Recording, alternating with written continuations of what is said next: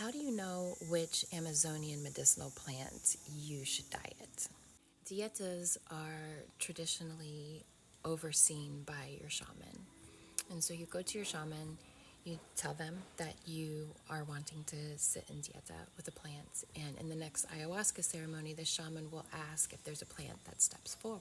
For me personally, the plants work a little bit differently with me. There have been times where I've asked my shaman and he's told me, but most of the time, I'm usually dealing with some sort of ailment that I know that the medicinal properties of a specific plant will help me with. And so I begin drinking it medicinally, and sometimes I can drink it medicinally for a few months before I actually enter into a proper dieta with it. I joke that I'm courting the plant and that when we go into dieta, we're making it official.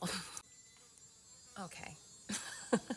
This has remained true for the last several dietas.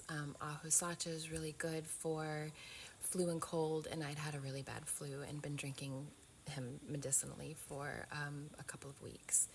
Amor seco is an antihistamine, and even though I thought I never had allergies, I apparently have a few things in the jungle, and began drinking Amor seco to help with those. And I drank him medicinally for several months before I sat in dieta with him. Aragon sacha is a very special plant. It's very unique because the trunk of this tree actually carries the specific pattern of the venomous snake that it counteracts the venom of.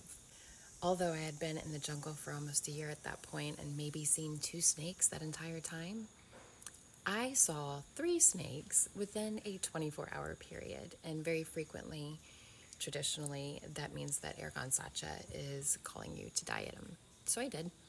With Chuchuasi, it was kind of a sudden, oh, I've got 5 days to diet. I don't know what plant to diet. And I was in the shower where I do my best thinking, and Chuchuasi just popped into my head. And I was like, okay. Next day, I asked my shaman if he could just be sensitive to whether a plant stepped forward for me to diet in his next ceremony, even though I wasn't sitting in it. And the next morning, I asked him if a plant had stepped forward, and he was like, Chuchuasi. And so I was very excited because it kind of confirmed my intuition. That I'm, sensitive enough to know when a plant is calling to me. And I feel like she chose me. And that's a really beautiful way to start off a really hard